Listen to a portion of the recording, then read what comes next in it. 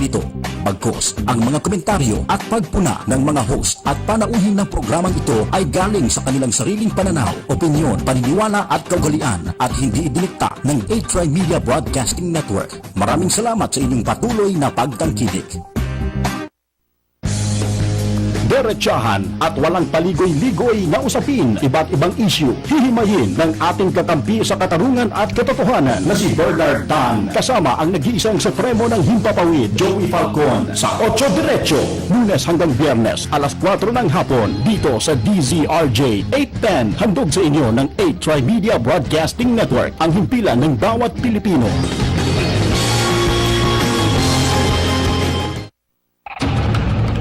Inihahandog ng DZRJ 810 at 8 Media Broadcasting Networks ang programang walang takot na magsisiwalat ng katotohanan. Narito sina Joey Falcon at Bernard Tan. 8 Diretso!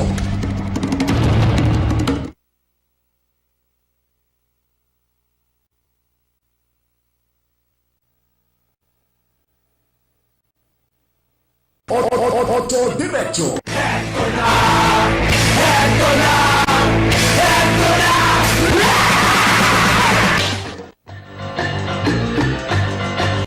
Excuse me! Magandang hapon po.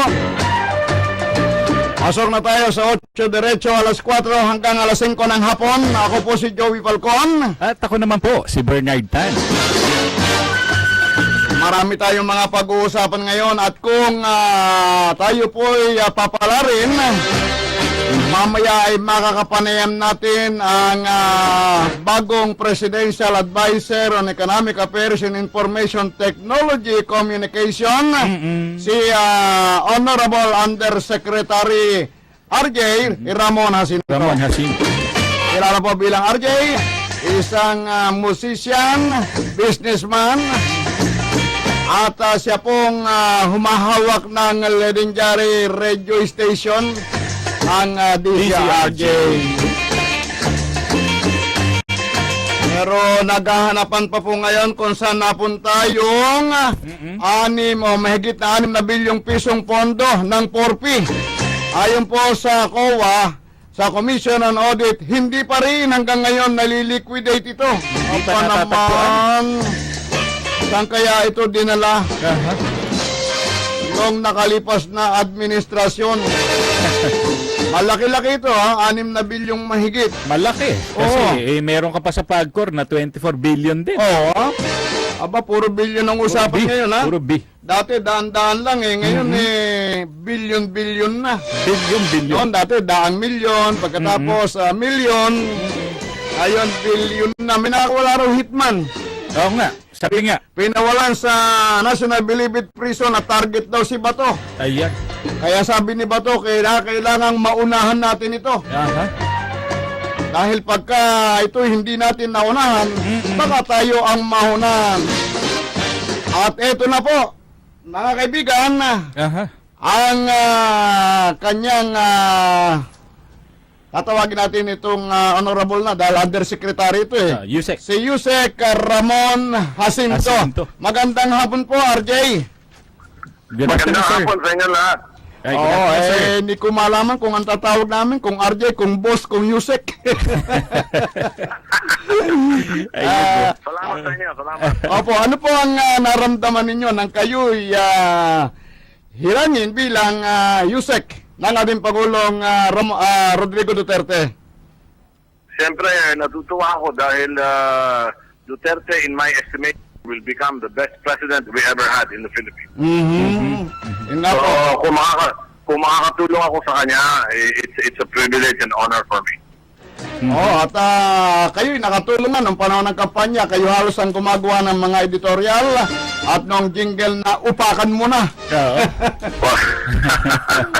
Para po Hindi, kasi nagkasundo kami ni Duterte nung nangangampanya siya doon sa kanyang program. Even before he declared that he was running for president, nagkasundo na kami kung anong dapat gawin sa Pilipinas, para sa Pilipinas, Opo. para bumuti ang Pilipinas. Opo. So nagka-vibes ba kami? Gano'n na sa, nag-click kami hangarin namin para sa bayan. Oo. Dahil ako, na-exile na ako ng 14.5 years, kinansila ni Marcos yung passport ko. Siyempre, minahal ko yung bayan ko. Kung hindi ko mabalikan, mas lalo ko minahal. Tama po. Sa inyong kapahintulutan, RJ, medyo bibigyan ko lang ng konting background yung ating mga tagapakinig kaugnay sa inyo dahil baka yung iba hindi pa kayo kilala. Si sige. RJ Jacinto po isang musikero, radio jockey, TV host at negosyante, kilala bilang RJ Jacinto. Siya po ang chairman at may-ari ng Pilipinas Rock and Roll Radio Station na DZRJ sa ilalim ng Radya Broadcasting Network na itinayo noong 1963. Siya rin ang presidente ng Jacinto Iron and Steel Sheet Corporation. Nag-aral po siya sa Ateneo de Manila, nagtapos ng may karangalan o honor sa economics, at pagkatapos ay nag-aral ng law sa University of Santo Tomas habang siya nagkatrabaho sa ilalim ng kumpanya ng kanyang ama sa Iligan Integrated Steel Mills Incorporated. At sa edad po na 15 anyos ay itinatag niya ang RJ Jacinto, ang kauna-unahang RJ Enterprises. Ito po yung kanyang unang entrepreneurship. At sa kauna ng pagkakataon din nagpakilala sa multi-rock record sa bansa na nagustuhan naman tinangkilik ng mga recording artists at advertising agencies ng mga panahon yon. Makalipas po ang 2 taon, pinagsumikapan din ni RJ na itayo ang isang radio station na magiging isang alamat sa larangan ng Philippine Broadcasting Industry, ang DZRJ. Sa pamamagitan po ng mga estudyante mula sa Jacinto High School class, ipinakilala ng radio station ang alternative music sa mga kabataang Pilipino, kagaya po ng pagpapatugtog ng mga awiting rock legend tulad ng The Beatles, The Ventures, and The Beach Boys. Nagtayo po siya ng isang station, ang DZUW, kaya nga lang medyo na-defunct na po ito. Pero nung panahon po ng Rehiming Marcos, siya ay napatapon sa Estados Unidos, inumpiska ang kanilang mga ari-arian pati ng negosyo, at ang ilang executive ng kumpanya ay nakulong ng walang kasong isinampa. Pero sa gitna po ng kanyang exile sa Amerika, ay nakagawa siya ng 2 kanta. Ang title, Muli at Huwag Hayaang Pumunta, na inailusot nila dito sa Pilipinas, napatugtog sa airlanes at umani po ng mga papuri. Marso 5, 1986, pagkatapos ng EDSA Revolution, nasa uli po sa kanila ang kanilang mga ari-arian hanggang sa makapagtayo na siya ng RJ Bistro na nagmula sa isang maliit na ikangay lugar hanggang sa ngayon po nasa Dusit Hotel na. 10 RJ Guitar Center din ang kanyang naitayo hanggang sa kasalukuyan. So si RJ Jacinto, businessman, disc jockey, rocker, at ngayon po ay undersecretary. Parang ang bilis ng ang bilis ng pag-asenso, ano po? Hello, may... ano ulit ang inyong question? Medyo choppy kasi ang... masama kasi ang cellphone, no? Sabi ko, mula sa... Pakiulit lang. Mula po sa pagiging rocker, disc jockey at television, ngayon po ay USEC na kayo. So ano po ang inyong mga unang-unang gagawin sakaling kayo ay manungkulan na? Well, ang ipo-focus ko ay yung pagtatayo ng business island sa Pilipinas. Na parang meron tayong Hong Kong or Singapore na tatayuan ng mga multinational ng mga negosyo nila para sila na mag-design, sila ang gumawa ng rules nila. They will govern themselves. We will lease an island to the big businessmen, to the international business. Sir, Lease an island, tapos nun kukuha tayo ng renta sa kanila. Sir, bali... Para bang Clarksville na hiwalay sa atin na malaki-malaki. Bukod pa ito sa business center dyan sa Makapag Avenue, di ba? May business center na riyan. Magtatayo pa tayo ng business sa mga isla. Ng business? Oho. Bali, sir, Sir, bali, yan pong binabanggit ninyo, parang ito po pala yung napag-usapan nyo ni President Duterte dahil nabanggit niya po ito nung kanyang campaign. Ano po? Tama po ba? Correct, Oo. correct. Dahil part of his program ito, so I have to help him implement it. Yes, sir. Tapos, sir, tanong ko lang po, bali, which department po kayo bali connected? Sir, kasi ito pong inassign sa inyo is lumalabas Presidential Advisor on Economic Affairs and Information Technology Communications. So, is this... Diretso ko sa Presidente, diretso ang reporting ko sa kanya. Pero ang rank ko, USEC lang. Apa. Pero sir, hindi po ito connected sa, let's say, sa Department of Finance or Trade o di kaya sa... Siguro pag mayroong mga cabinet meeting, kasama lang ako doon sa cluster siguro ng finance. Apa. Economy. Pati po siguro sir dun sa bagong Department of Information, Communication and Technology. Yun. Baka sumali din ako doon sa cluster na yun. Apa. Doon sa information technology. Tama po. Pero hindi naman ako secretary, USEC lang naman ako. USEC, At saka advisor lang, wala man akong portfolio talaga na malaki. Apa. Bali directly to the President.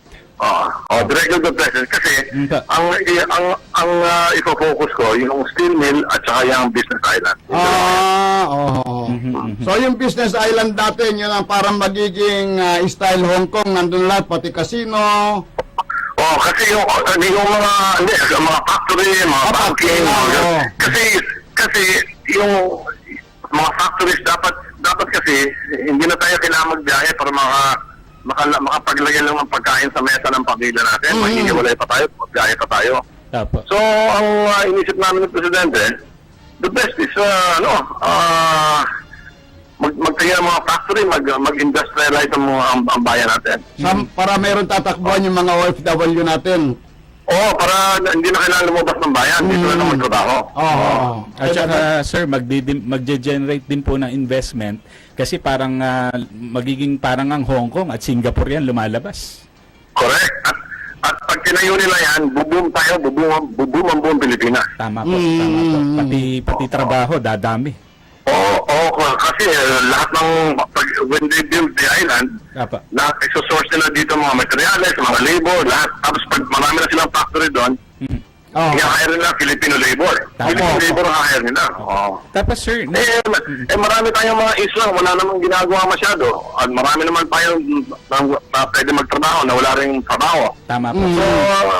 So the ideal talaga yung business island na sila na mismo, yung mga multinational, malalaking kumpanya, sila mismo magdi-design, sila magdi-build.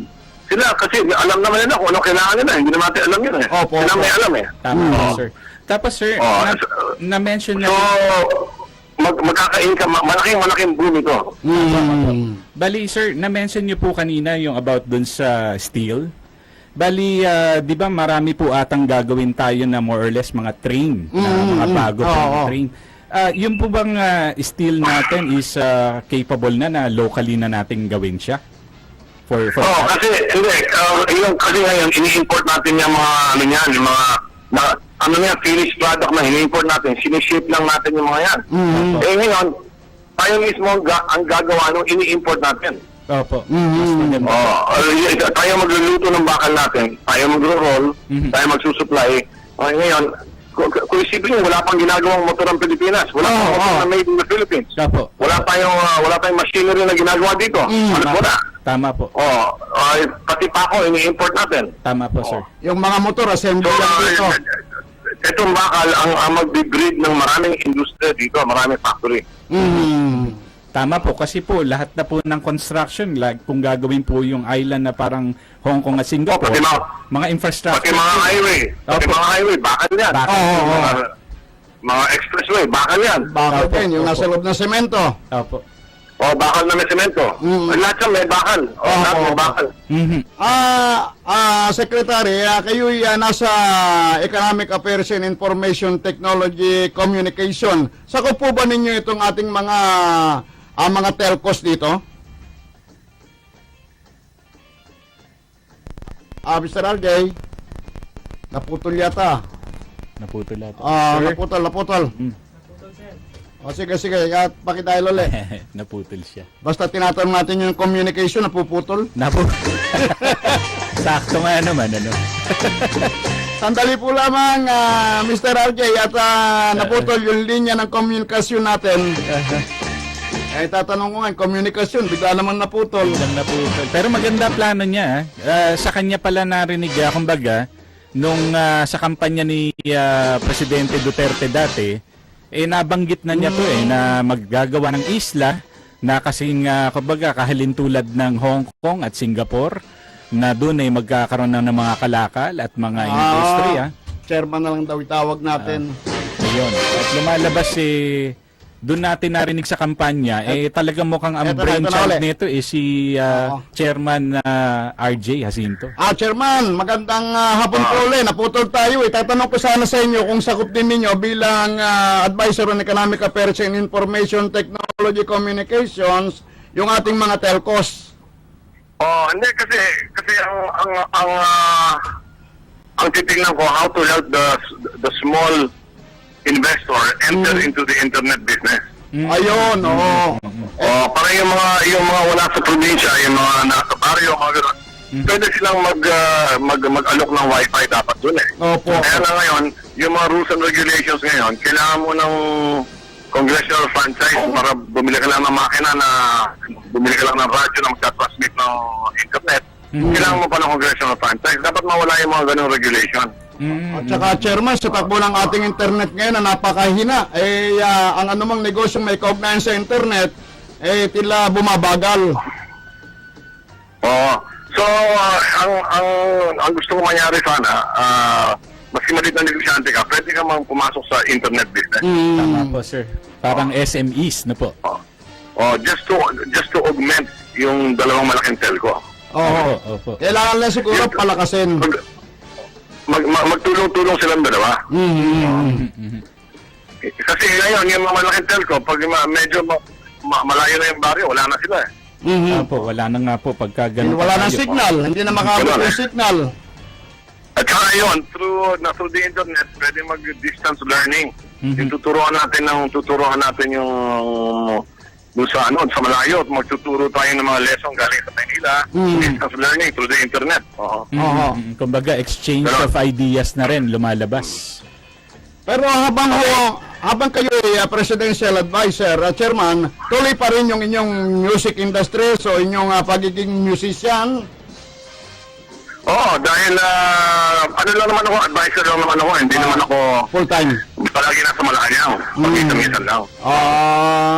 Bali, sir, isa pa po, since music is your passion po, sir, will you continue and even take to greater heights the promotion of the music industry, and then at the same time, yung manufacturing po at exportation ng ating mga musical instruments? Ipapromote po.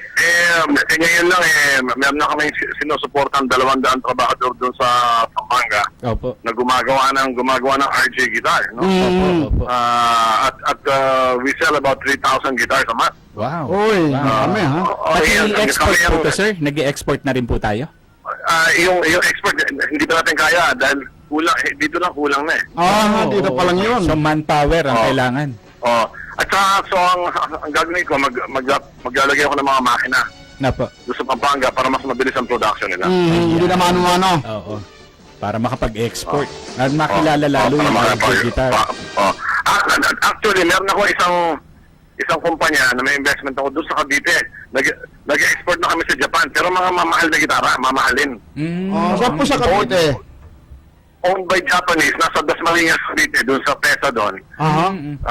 Gumagawa ng talagang mga magagandang gitara na electric guitar na mas maganda pa sa Fender.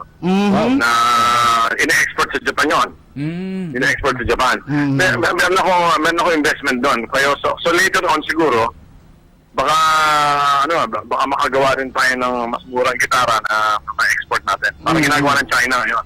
Oo. Ayan. At kung matutuloy ito sinasabi ninyong business island, pwede rin tayo makapagtayo ron ng branch na paglalagyan natin o pagkakaroon ng showroom ng mga gitara nyo. Pwede, sir. Pwede rin. Pero ang importante magkaroon ng trabaho dito. Yun nga po. At hindi na kailangan makiwalay sa pamilya na at umalis pa. Oh, Tama para nandito lang sa Pilipinas, hindi na lumalayo yung mga OFWs. Akala mo, we cannot even enjoy our own country. Tama po, sir. Kailangan tayo humiwalay sa pamilya para makapaglagay ng pagkain sa mesa natin. Hindi dapat yun. Hindi dapat yun. Kailangan talaga mag-industrialize tayo. May timetable na ba kayo kaugnay dito, Chairman? May timetable? Oo. Yung doon sa business island siguro mga isang taon yan, pipili lang kami ng kung anong dapat na island at saka ayusin namin ng mga rules. Mga rules na kailangan, lahat. Siguro, kung baka by after 1 year, pwede na mag-start yung construction ng island na yun. Ay, maganda naman. Kompleto yan. Dahil may shipping dock at saka may airports. Oo. Yan ang So, maganda. sila na mismo magtatayo ng lahat na kailangan nila. Yun ang Okay. maganda. Kasi yung mga mayayaman ng nasyon, ang kailangan lang naman ng lupa at people eh. Tama Meron po. tayo nun eh. Tama po, sir. Chairman. Okay, thank you. Huling mensahe nyo sa ating mga kababayan. Sa lahat ng nagko-congratulate sa akin, nagpapasalamat ako. Pero ako naman siguro, wala naman akong sweldo dito. Gusto ko lang tumulong talaga sa ating great leader, Rodney Duterte. Talagang kumbisido ako. Talagang sincerong tao ito na talagang dapat natin supportahin because sinasabi nga niya, the change will come from us. Yes, Not just from him. Tayo kailangan natin, isipin natin, ayusin natin lahat ang bayan natin. Ultimo sa barangay, kung merong hindi tamang palaka doon, isumbong niya sa DCRJ para kasabi natin. Ay, siyempre. Oo, isumbong niya lahat sa DCRJ, makakabot sa presidente yan. Ayun. At hindi lang sumbong, mag-suggest kayo ng positive way Yun. on how to improve your own country. Kayo maghanap ng solusyon din. Hindi lang ang presidente, maghanap kayo ng solusyon kung paano ang mabuti. Maging bahagi tayo ng pagbabago. Maging kaisa tayo ng babago.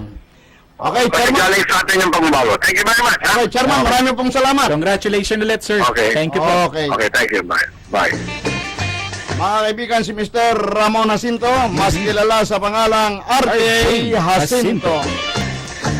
Magbabalik po kami pagkalipas ng mga paalala. Diretsahan at walang paligoy-ligoy na usapin, iba't ibang issue, hihimayin ng ating kakampi sa katarungan at katotohanan na si Bernard Tan. Kasama ang nag-iisang supremo ng Himpapawid, Joey Falcon, sa 8 Diretso, Lunes hanggang Biyernes, alas 4 ng hapon, dito sa DZRJ 810. Handog sa inyo ng 8 Tri-Media Broadcasting Network, ang himpilan ng bawat Pilipino. 8 Tri-Media Group Incorporated. This is 8 TV. Mga loved ones ko, sobrang importante talaga nila sa akin. Kaya tuwing isipan ako, ni Josep. Ayoko silang maawa eh. Laging lola ko. Since nawala yung mami ko, sana yung tumayong nanay ko. And yung mga kapatid ko naman, sila yung lagi kong kakulitan. Hira ko na nga lang sila makasama. Ahawaan ko pa. Don't worry! Sagot ka lagi sa ginhawa ng Niyosep! Loved ones ko, di mahahawa. More of my ginhawa stories sa Josep Facebook. Trusted quality healthcare. Unilab yan.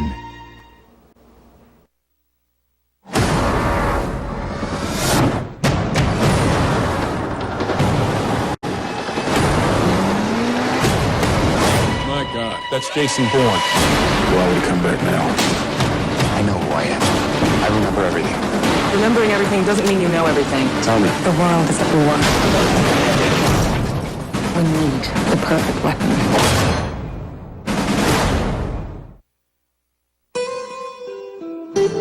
Heart to Heart, mga usaping mula sa puso, para sa puso. Tatalakay sa mga problema ng ating puso. Sasamahan kayo gabi-gabi, handang dumamay. Ano man ang inyong hinaing sa pag-ibig. Heart to Heart, Lunes hanggang Biyernes. Dito lang sa HRI TV, hatid sa inyo ng HRI Media Broadcasting Network.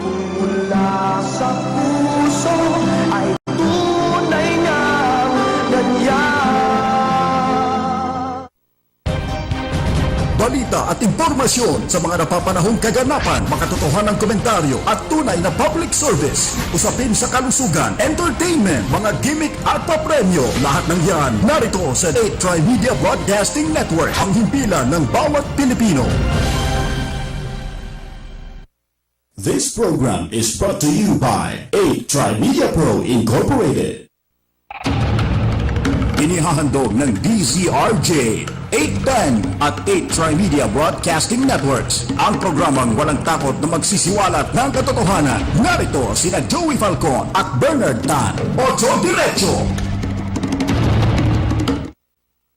Programang walang takot na magsisiwalat ng katotohanan. Narito sina Joey Falcon at Bernard Tan. Ocho Diretso. Ocho Diretso.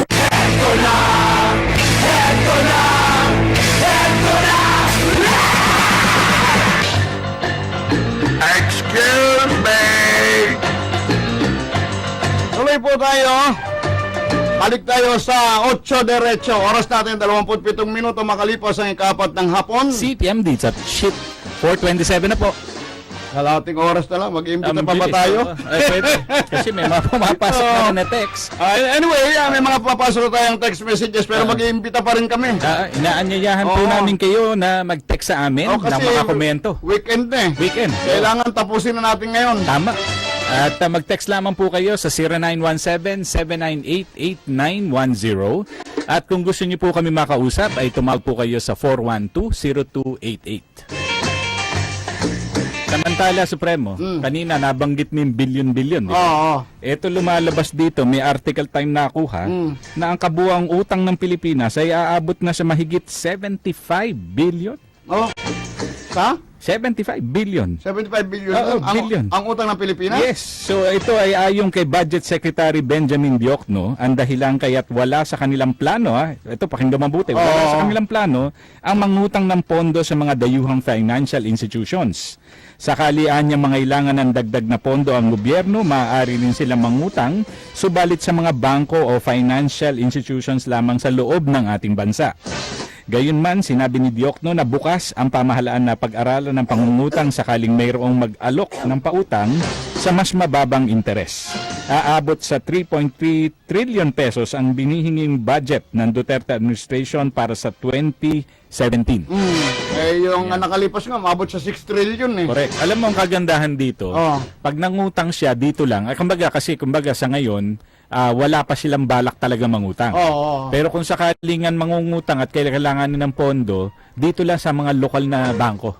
So, mas maganda, iikot lang ang pera sa loob. Sa loob, at saka hindi masyadong matindi ang interest. Kaya nga. At sabi nila, bukas sila, kung sakaling alam galing sa labas ang utang, papautangin ka. Pero mas mababa interest, baka po pwede tayo ron. Pero tinan mo itong porpoise na ito, ha? Nagkaloko-loko. Ang dami palang nakaimbak sa mga bangko na hindi nawi-withdraw ng mga tao. Nakita mo na. Alin sa dalawa, siguro hindi nabibigyan ng impormasyon ng mga tao na kayo ay kabilang sa porpoise. Nakatenga lang, ate mo, ha? Aabot sa 6 na bilyon, 6.39 bilyong piso. Ang pondong ginamit ng mga nakarang administrasyon para sa conditional cash transfer o yung tinatawag na porpoise. Dalawang tawag dito eh. CCT at saka porpoise. Tsaka porpoise. Ang hindi pa naliliquidate ayon sa Commission on Audit. Ayon sa ahensya, kabilang sa mga unliquidated funds ng CCT ang mga naipamahagi sa mga mahirap sa pagitan ng 2008 hanggang 2015. Pero ayon po sa COA report, nasa 1.579 billion ang hindi nagagalaw at nakatenga lamang sa isang bank account. Aba, Ha? bakit kaya? Nagitsat kalating bilyon, ha? Hindi nagagalaw, nakatenga lamang sa isang bank account sa Land Bank of the Philippines. Naku, hindi kaya ito Alin sa dalawa? Oo. Ito'y pinabayaang matenga, hindi ipinaalam doon sa mga na pinaglalaanan para ito'y tumubo ng tumubo. Hindi, marami kasing isip ko eh. Kung ito'y nakatenga, siyempre tumutubo ito, di ba? Ay billion piso ito. Magkano ang interest? Malaki. Oo. Sa isang taon, ipagpalagay mo 3%. Pinakamaliit na yun na interest. Billion ito eh. So kung ito'y nakatenga ng simula nung 2008, ang laki Kumita na yan. Ang laki na nito. Ang laki ng kinita niya. At ayon po sa COA report, hindi nga ito nagagalaw, mayroon namang 400,000 accounts na binuksan para sa mga mahirap na benepisyo pero hindi kinukubra ang pera. Aba, so pa paano rin sa yan bangko. deposit? Nakadeposit pa rin. Oo. So ito ay pinagkakakitaan na naman. Para sa 2015, nasa 22.28% lamang ng 562 billion ang naipamahagi sa mga benepisyaryo. Ang naturang proyekto ay pinangasiwaan ng DSWD at ang bahagi ng pondong ginamit dito ay mula sa mga foreign loans. Kita mo na. So, itinengga. Oo. Dalawa na yan. Noong nakarang taon, sa ilalim ng Administrasyong Aquino, nasa 7 foreign loans Kita na mo umabot sa 90.03 billion. Ang inutang ng Aquino Administration upang pondohan ang 5 proyekto, kabilang na ang CCT program. Nakita mo na. Kaya hindi ka magtataka rito na $75 billion ito ang utang ng Pilipinas. So, kita mo? So 75 billion multiplied by 47.10 na po yata Oo. o 0.15. So yan ang utang ng Ang Pilipinas. pinagtataka ko, bakit nakatenga yung CCT sa Oo. bangko? Hindi ba, Lumalabas siguro niyan, pinatutubuan pa nila. hindi ba ito ipinaalam doon sa mga, yung mga tatanggap ito? Hindi lang yun. Yung mga ilan libo yung pinagbukas nila na account, 400,000. 400,000. Yan ba warm bodies? Kaya nga baka mga Diba? pangalan yan kung ano-ano na lang. Hindi mo masabi yun.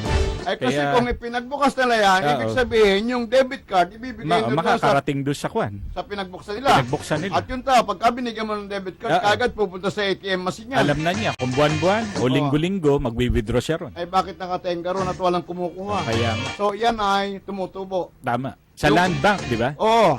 Yung isa pa, ang laki ha, ang laki ng halaga ng isa. Mm-mm. Mahigit 56 billion, tumutubo pa rin yun. Government bank ang land bank eh. Aba, saan napupunta kaya ang tubo? Hati-hati tayo? Ayan.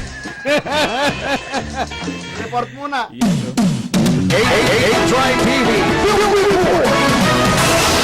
Grupo ng British National nagtayo pa ng housing project sa mga residente sa Iloilo na sinalanta ng nagdaang bagyong Yolanda. Ray Ferrer, please come in. Joey, mahigit sa isang taong housing project ang inisyal na itatayo sa bansa ng isang grupo ng British National para sa mga sinalanta ng bagyong Yolanda. Halos 3 taon na ang nakakalipas. Katunayan, may 20 units na ng housing project ang nasimula ng itayo sa Barangay Kapinyahan sa Lemery, Iloilo ng Greg Sickle Foundation of the Philippines at rin ng Central Philippine University. Ayon kay Greg Sickle, ang founder at chief executive officer ng foundation, bukod sa mga matitibay na proyektong bahay, plano din ng foundation na magtayo ng state-of-the-art na multi-purpose training center na magbibigay ng skill training at livelihood project para sa mga beneficiaryo. Nagsimula itong proyekto, itong Build a House, Build a Home project ng Greg Sickle Foundation sa Pilipinas nang mapabilang sa mga sinalanta ng bagyong Yolanda noong 2013 ang magkahanap ng kaibigan ni Greg Sickle sa Lemery, Iloilo. Samantala, Joey, patindi ang malakas na buhos ng ulan dito sa ilang bahagi ng Quezon City. Aba. Particular dito sa may Commonwealth Avenue, no? Kanina pala pa ito, pero patuloy ang malakas ng buhos ng ulan. Doon sa mga motorista siguro, pwedeng maghinay-hinay lamang ng kanilang pagpapatakbo dahil napakadulas na ng lansangan. At kung magpapatuloy pa ito, Joey, yung bahagi ng Quezon City Electrical Circle, may mga pagbaha dyan, ano? Maging dito sa bahagi ng Commonwealth Avenue, ay asahan na tataas ang tubig pa kung sakaling magpapatuloy itong buhos ng ulan sa kasalukuyan. Pero dito sa Rodriguez, wala pang ulan dito ha? Wala mo ba dyan? Wala pa. Oo, kasi itong kalagitnaan ng Commonwealth Avenue, matindi na. Pero kanina, no, kasi binabaybay ko itong kapa ng Commonwealth Avenue, yung Oo. parte ng Quezon City Electrical Circle, wala pa. Oo. Pero nakailang minuto pa lang nang dumating ako dito sa may kalagitnaan ng Commonwealth Avenue, abay matindi na ang buhos ng ulan, Joey. Yan ang tinatawag na pulo-pulong pag-ambon at pag-ulan. Oo, sana wag na magtagal dahil pag nagtagal ito, asahan mong ma-stranded at bumagal yung takbo ng ilang mga sasakyan, lalo tigit dito sa mga ilang lugar sa Commonwealth Avenue na binabaha kapag may ganito mga pag-ulan, Joey. Okay, maraming salamat, Ray Ferrer. Okay, ito si Ray Ferrer ng DCRJ 810, 8 Rai Media, ang ipilan ng bawat Pilipino. Si Ray Ferrer mula po sa may Commonwealth. 8 TV. 36 na minuto makalipas ang ika-4 ng hapon. CPM Sansa Black, 4:36 na po. Nakita mo ba sa Facebook yung mga larawang kumakalat? Yung kumakanta si Delima doon sa loob ng Ay, oo. bilangguan, Meron, sa meron. recording artist, recording studio ni Pati ni ano, sito, Kulangko. Kulangko. Oh, Kulangko, Kulangko. Kulangot. Kulangko. Kulangko. Kulangko.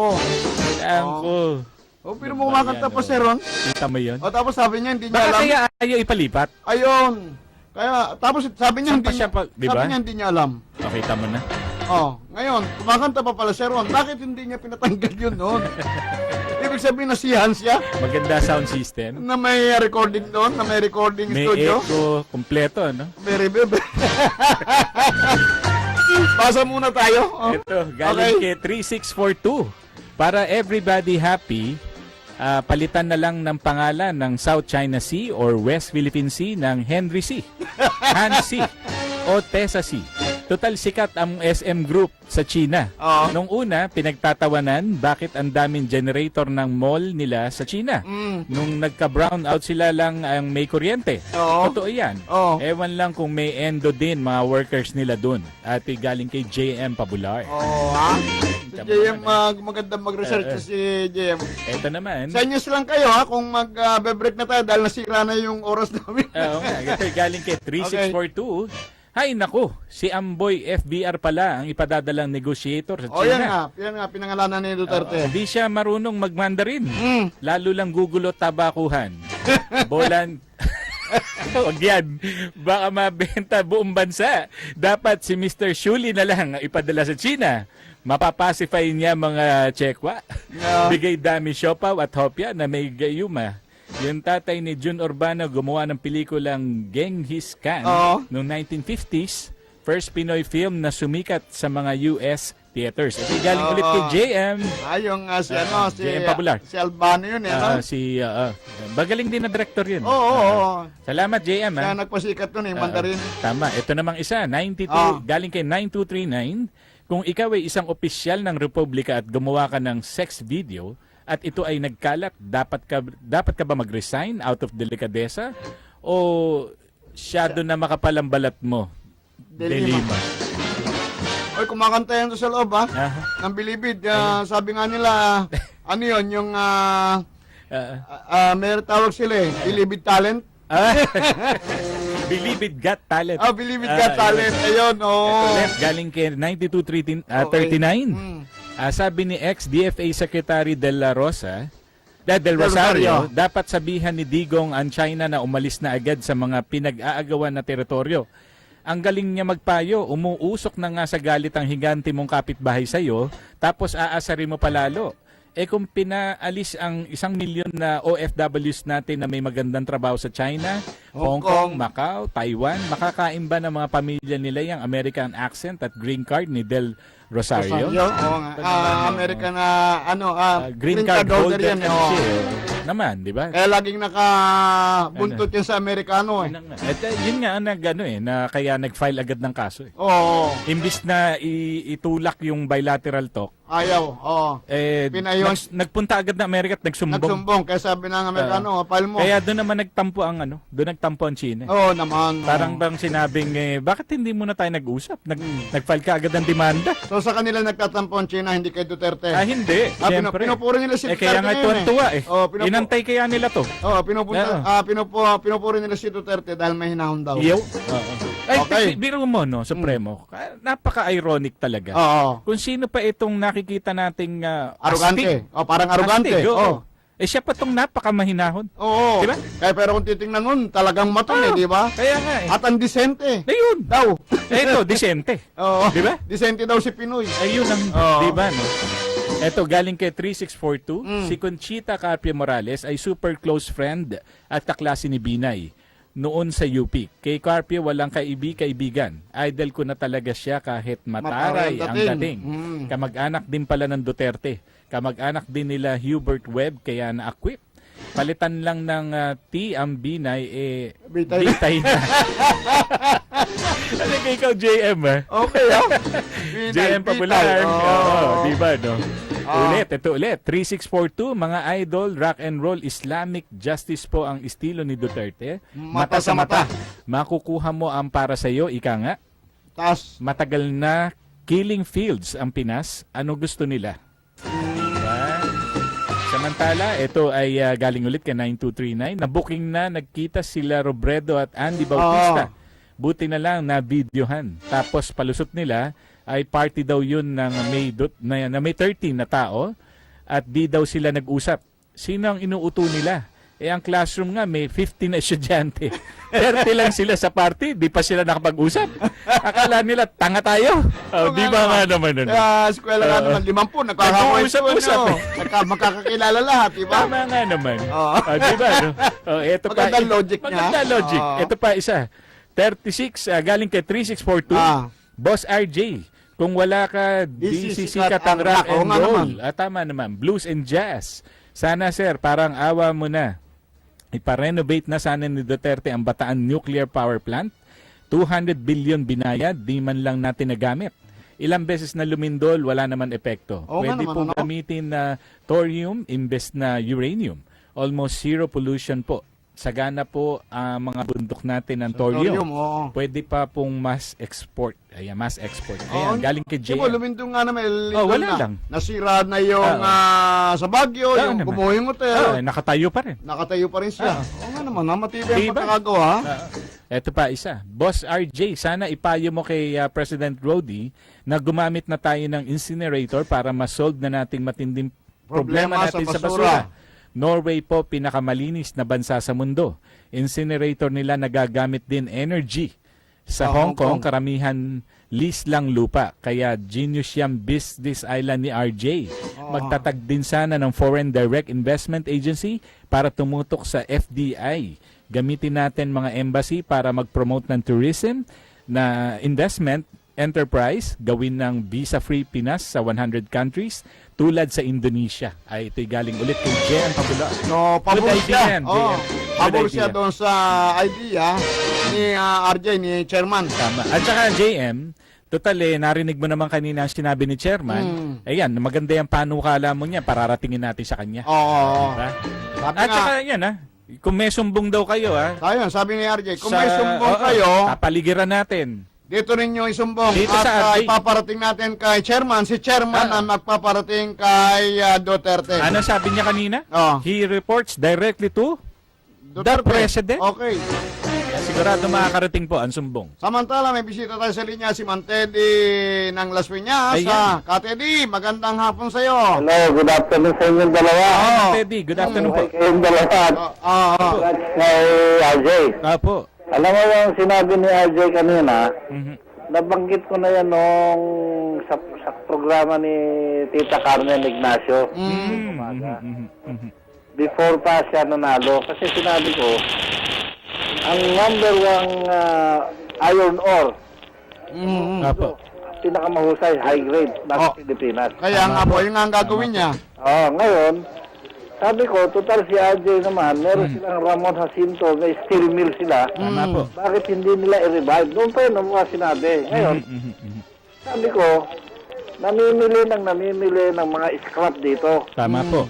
Tapos tinutunaw, nire-recycle. Tapos ibabalik sa atin, finished product. Pagbalik sa atin, mahal na. Oo. Ngayon, tayo, natatanda mo naman, yung MRT natin, LRT, yung release nila, saan galing? Sa China. Apo. Magkano bili? Dito galing ang bakal, dito galing ang ore sa atin. So, yung tungkol doon sa pabrika ng gawaan ng mga barko, dapat magkaroon tayo noon. Tama. Oo. Mga shipyard. Dito gawa yung engine, dito biro mo. Sa Subic. Subic. Ang daming Pilipinong magagaling ng welding. Tama po, tama po. Diyan naman ng testa para i-training kung sino man. At number one, madidecongest ang NCR. Yun, maganda road. Opo, tama po Ito lang naman kayo. ang sasabihin mo. Yung lahat ng tiga-probinsya, tiga Cebu ka, tiga Bohol ka, tiga Iloilo ka, tiga ano ka, manong umuwi muna kayo sa inyo, Mhm. i-develop natin yung lugar nyo. Tama, tama. Tayo ng pabrika dyan, kayo ang unang-unang magiging empleyado dyan. Yeah. Ayun, maganda. oo, para hindi na dadayo ng Maynila. Tama po. Oo, para mabawasan tayo dito. Mhm, mhm. Hindi na bibigat ang lupa sa Maynila. Tama po, tama po. Wala kayong titirahan sa Maynila na permanente at mag-i-squat kayo, hindi pwede, uwi kayo ron. Parang meron tayong visa. Mhm. Wala kang visa, hindi ka pwede pumunta na Maynila, dito lang. Mhm, mhm, mhm. Ang barangay, inilagay ni Marcos noon yan para lumiit ang responsibilidad Tama po. namumuno. Tama Ang po. barangay kasi, kilala mo yung pag may pumasok, Mhm. Ayun nga po ang pinag-usapan namin ni Bernard. napakinggan ko kayo minsan yan. Oo. Kayo dalawa. Mhm. Talagang yun ang purpose ni Marcos nung araw. Mhm. Para maliit yung responsibilidad. Yung mayor, ang kakausapin niya, yung barangay lang. Tama, Oo. tama po. Sa isang lugar, may 10 barangay, Mhm. o mananagot kayo sa akin pag hindi ninyo inayos yan. Yung barangay, kakaplasin lugar niya. Ang papasok at lalabas na tao dyan, makikilala, hindi pwedeng hindi. Dapat. Tama, tama po. Ngayon, yung tungkol naman sa ating MRT, LRT, maniwala kayo, nandito sa atin yung number 1 na ano ng bakal. Mhm. High grade. Meron kaming pinaplano ngayon na grupo na may tutulong sa ating gobyerno. Kasi, Mhm. natatanda mo yung Germany na itinulong na 2 bilyon na wala na. Mhm. Oo. Wala na lang na gano'n. Mhm. At ewan ko kung meron na rin kayong nabalitaan na yung gold bullion ng Marcos, balak gamitin sana ni Pinoy at ni Mhm. Obama dito noon. Meron niya nga ako nabalitaan ganyan. So, hindi ko lang alam yan kung sigurado yan, kung totoo yan o hindi. Pero Ito po ba yung nakadeposit dun sa Fort Knox sa Amerika? Yan yun no? kung ilang gold bullion na ilalabas nila, Opo. hindi ka pwede magpagawa ng magpa-imprenta ng pera kung wala kang deposit. Kung wala nga deposito na gold. So, yung Federal Reserve, ilalabas yan. Mhm. Sino nagpalabas? Yun ang tanong eh. Kasi ang Pilipinas lang ang may karapatan magpalabas dahil sila yung signatory. Mhm, mhm, mhm. Ang hindi nila alam, Mhm. hindi na yun ang signatory ngayon. So, Mhm. meron kaming pinaplano ngayon na kakausapin yung signatory niyan para yung pera na idadebit. Isipin nyo, 3 trillion. Oo, laki ha. $3 trillion po ba yan? Dollars. Ang Teddy? Oh, Okay. hindi na tayo mangungutang. Ang gagamit sana niya US eh. Kaya nandito si Obama noon eh. Pero yung pong signatory na sinasabi nyo, kilala nyo po? Meron meron ng signatory na gagamit niya ngayon. Ang maganda dito, may dadivert. Ang plano narinig ko lang to na ang plano ganito. Mhm. Ultimo ating mga pangangailangan sa kasundaluhan. Opo. Kayang i-deliver na wala pang At ang bayad niyan, mababa lang. Mhm. Parang tulong talaga sa Pilipinas yan. Oo. At ang meron papel niya na parang tulong si Marcos din. Any money na sa labas, ang gusto ni Marcos noon pa, Mhm. Pilipino makikinabang. Oo. Yun ang kanyang advokasya noon pa. Mhm. So ngayon, meron pa ako nabalitaan, alam nyo, na merong isang cyclone power na sinasabi na binili ng Germany na ibalak gamitin sa Pilipinas para may kalaban ng Meralco. Oo. Hindi pwede tayong pagtayo ng pabrika na yung Meralco pa rin ang pakikinabangan natin, napakamahal ng kuryente. Sa Germany, cyclone power. Kailangan mababa. Meron pa silang isang invention ngayon na antena lang. Antena lang nakakapag-generate ng electricity. Meron pa sila ngayon. Inaano na namin. Kasi umaattend ako minsan ng meeting ng mga, pwede nyo sabihin ng mga bright boys ng Lasal nung araw na nasa ibang bansa. Napakaganda pong madala na dito lahat sa atin ngayon to. Gasolina na mas mababa talaga. Opo. Maganda pong madala na po lahat sa atin. Politika. Opo. Lalo na ngayon. Ang crudo ng Russia, Mhm. kung ibebenta sa Pilipinas at papapasukin natin, kung ang halaga rito 50 pesos per liter, nila 5 pesos, 10 pesos lang natin makukuha. Ganun kamura, no? Ang problema, politika. Tama po. Kasi kumbaga sa US tayo bumibili. Iyon. Ngayon, kung doon pala tayo bibili, wag lang tutubuan ng malaki ng mga nagdi-dealer. Kailangan muna namin maiayos yung kausap namin doon bago namin upuan Opo. Yung dapat tutukan sa gobyerno. Kasi mahirap naman yung parang boka ka lang ng boka, wala ka namang mapakita.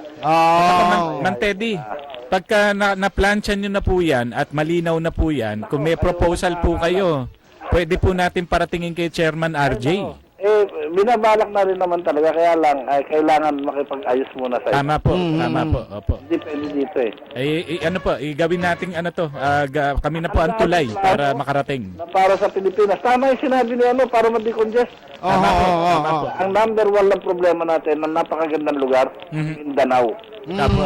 Opo. Ang Mindanao, isang malaking lugar na pwedeng paglagyan ng malaking negosyo, lahat nandyan. Ang problema natin yung peace and order sa kanila. Pero yung pong island, Kung mahahakot mo lahat ng armas dyan, at nakikita mo walang armas ang tao dyan, naku, ang ganda ng lugar na yan.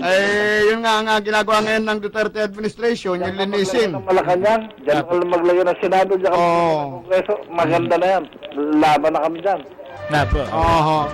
darating tayo siguro ron. Maya, isipin niya, 1 month pa lang ha. 1 month pa lang. Wala pa nga eh. Wala pa po. Anong maganda.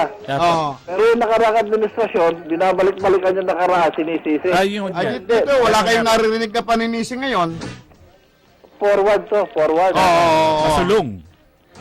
Pasulong po ang takbo. Tama yun, inuuna natin yung una. Number one naman talagang problema natin, yung peace and order. At bumaba pa ang crime index dahil dito sa mga nangyayari dito sa kampanya laban sa droga. Yan muna ang una kasi number one yan Tama po. Paano mo patitiyuin ng mga worker mo kung kailangan sila addict? Okay. Tama po. Maraming salamat, Man Teddy. Thank you po, Man Teddy. Okay.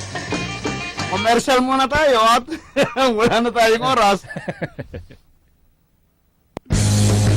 Diretsahan at walang paligoy-ligoy na usapin, iba't ibang issue, hihimayin ng ating kakampi sa katarungan at katotohanan na si Bernard Tan. Kasama ang nag-iisang supremo ng Himpapawid, Joey Falcon, sa 8 Diretso, Lunes hanggang Biyernes, alas 4 ng hapon, dito sa DZRJ 810. Handog sa inyo ng 8 Tri-Media Broadcasting Network, ang himpilan ng bawat Pilipino. 8 Tri-Media Group Incorporated. This is 8 TV. G'day, I'm Bullet Explorer from Davao City. Did you know that the rainy season also ushers in the season of the mosquitoes? Stagnant water brought by constant LPAs or low pressure areas provide a perfect breeding ground for Calicidae or the mork.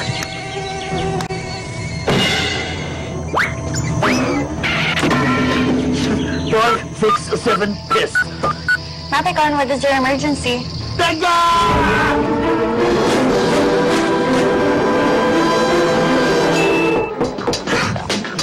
Who's there? Kimatiyansa po para sa Mapicon. Ligtas na po kayo. Para sa problema sa daga, ipis, anay at lamok, tawagan ng Mapicon.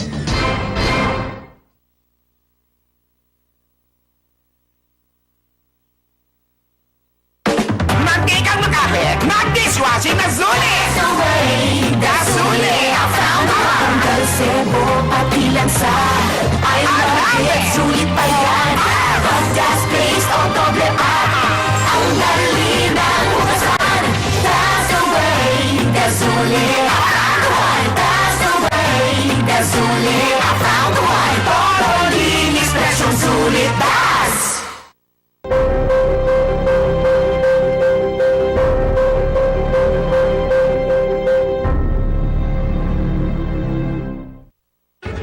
Balita, impormasyon at mga isyong may kinalaman sa bayan, lahat isisiwalat ng walang takot, lilinawin, hihimay-himayin, matapang, ngunit malalim at makatotohanang komentaryo sa Lapid 5. Lapid 5, kasama si Percy Lapid.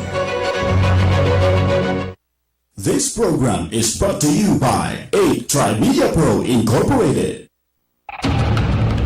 Inihahandog ng DZRJ 810 at 8 Tri-Media Broadcasting Networks ang programang walang takot na magsisiwalat ng katotohanan. Narito sina Joey Falcon at Bernard Tan. 8 Diretso. Ang walang takot na magsisiwalat ng katotohanan. Narito sina Joey Falcon at Bernard Tan. 8 Diretso. 8 Diretso. Eto na!